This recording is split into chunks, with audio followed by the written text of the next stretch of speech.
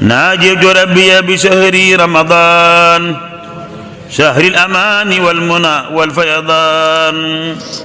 bisimilah barke borom Tuubaa bisimilah rahmaani rahiim allahumma salli ala sayyidina Muhammad nabil ummi wa ala alihi wa sahbihi wa sallam taslima. asalaamaaleykum mbokk yi ni teel fii ci DK TV mbokk mi Abdoulaye Seye dong la xasida yi bëgg maam Cheikh Fall moo leen nuyu di leen siyaara fa seen dikk yéen ci li nga xam ne mooy naafile bis bi. mbokk yi guddik fukkeel ga ci lañ toll guddik fukkeel ga ku ci julli ñeent rakaa bu ci ne mu jàng ca faatixatul kitaab benn yoon ak ayatu kursi yu benn yoon ak inna anzalnahu mooy suratul qadri fukki yoon ak ñaar.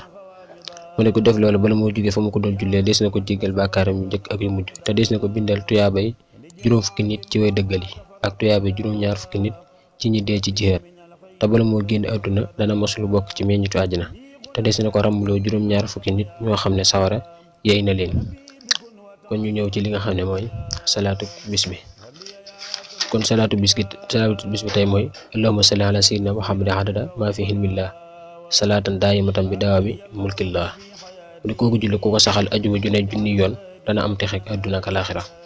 kon tàggatoo ak yéen foofu ba beneen yoon wasalaamu aleykum wa rahmatullahi taala wa barakaatuh. ناجيت ربي بشهر رمضان شهر الأمان والمنى والفيضان.